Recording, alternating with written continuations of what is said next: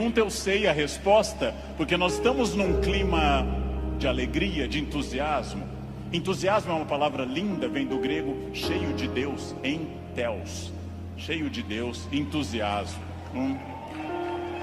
Mas eu vou começar fazendo uma pergunta que eu sei a resposta.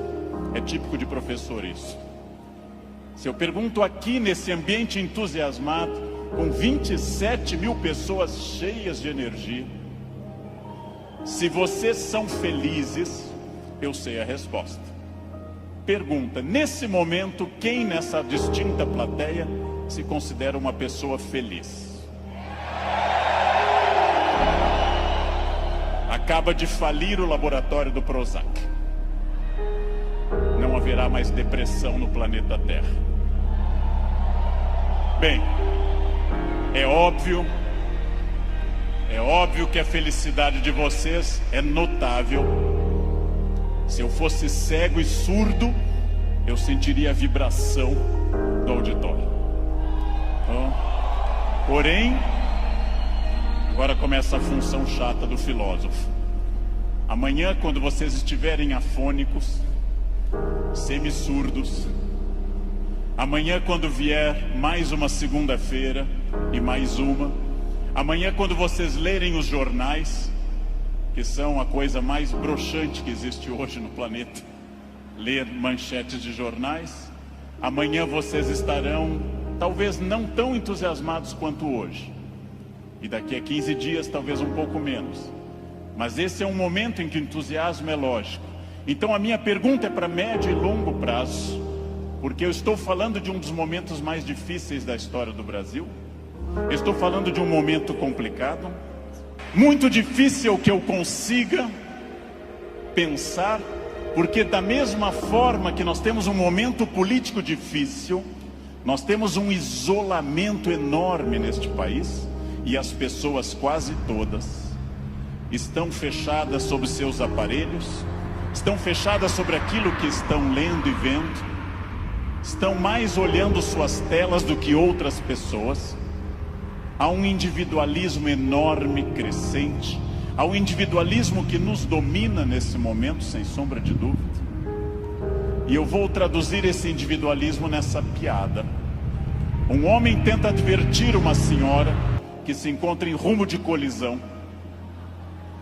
e grita o núcleo duro da mensagem: vaca. Porque ele não tem tempo para elaborar uma frase, ele não tem tempo para dizer: cuidado, ó senhora, haverá um choque. Então ele grita apenas: vaca. E ela, que não olha para o rosto dele, e ela que não vê que o rosto dele é de preocupação e não de insulto, ela se vira e insinua que o casamento dele é uma sociedade aberta e não fechada. Primeiro problema e primeiro conselho que eu dou a vocês, para que vocês reflitam, aceitem ou rejeitem como desejarem. Primeiro conselho importante: olhem para o rosto das pessoas, olhem para o rosto dos clientes, olhem para o rosto de quem está comprando, porque o rosto humano é um livro poderoso que traduz tudo.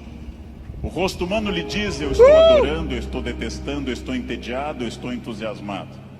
Comecem a olhar para o rosto, comecem a mandar menos emojis e emoticons pelo celular, e comecem mais a olhar para o rosto humano, que traduz tudo que você precisa saber. Chego a sugerir ousadamente que vocês olhem para o rosto das pessoas da própria família, que conversem com maridos e mulheres. Olha a minha ousadia. Que olhem para essas pessoas, que vocês passem a avaliar valores, emoções, sentimentos, que vocês passem a pensar claramente em cada indivíduo único. Essa é uma das grandes chaves do sucesso. Eu tinha um erro, eu tinha um defeito como profissional. Há alguns anos eu entrava num grande evento como esse pensando o seguinte: acabei de chegar de Foz do Iguaçu, dei palestra lá, amanhã eu tenho que estar cedo em São Paulo, depois eu vou para a Bahia, depois eu tenho que voltar correndo da Bahia, porque eu tenho aula na terça-feira de manhã cedo em Campinas. E eu vivia no compromisso seguinte, eu vivia no momento seguinte. Isso é um defeito. Vivam no momento que vocês estão. Ao entrarem para conversar com alguém, ao tentar uma venda, ao ler um livro, ao namorar, ao conversar com seu filho, ao fazer qualquer coisa importante na sua vida, entre inteiramente naquilo. Não fique pensando o que vem depois. Faça daquela experiência única, e que a pessoa que está com você não entenda e não sinta, em hipótese alguma, que ela é um obstáculo ao seu horário, que ela é um obstáculo à sua realização. Entreguem-se a isso. Quais são os meus valores? De novo, parece uma pergunta estranha, mas é uma das perguntas mais importantes que nós temos. Qual é o seu valor? Qual é o seu valor principal? Qual o seu valor auxiliar? O que faz você se emocionar? O que move seu coração? O que impulsiona seu despertar? Quais as ideias que você tem mais fortes pela manhã? Em que você dorme pensando em quem? Estes são seus valores.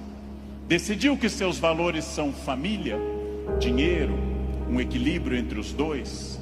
Decidiu que seus valores são viagens, família, dinheiro, um equilíbrio entre os três? Perfeito. Definido o valor, procure este valor obsessivamente, sem cessar em nenhum momento.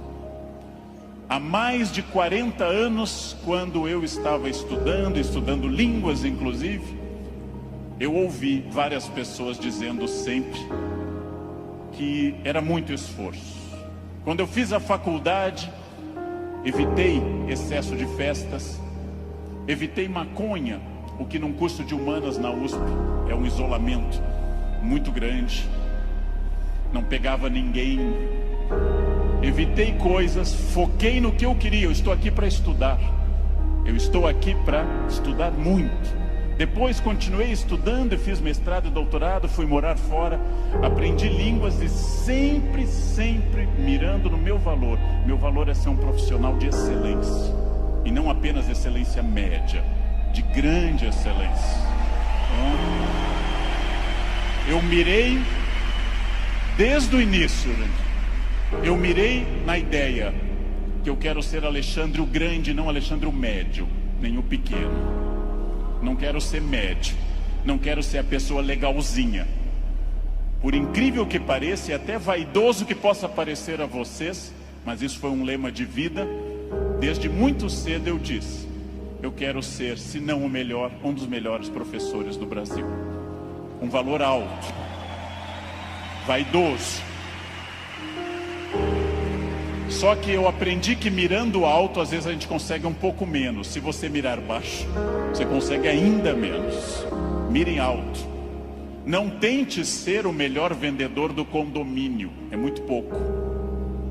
Não tente ser a melhor pessoa da rua, é muito pouco.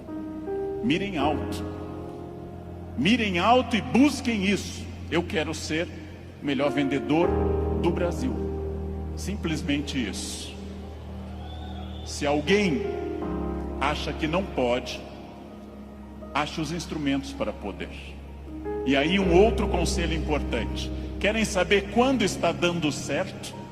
Querem saber quando o projeto de vida de vocês acertou no valor? São aqueles semi-amigos. Semi-amigo é o inimigo que lhe abraça. Chegam a você e lhe dizem: você tem sorte, não? Nossa, você tem muita sorte. Prestem atenção nessa frase que o tio Leandro vai dizer. Sorte é o nome que o vagabundo dá ao esforço que ele não faz. Então, sorte existe? Sim. Eu não controlo tudo. Eu não sou Deus, eu não controlo tudo. Por vezes eu estou em Congonhas, o avião tenta aterrissar e arremete. É para testar a força do esfíncter de vocês.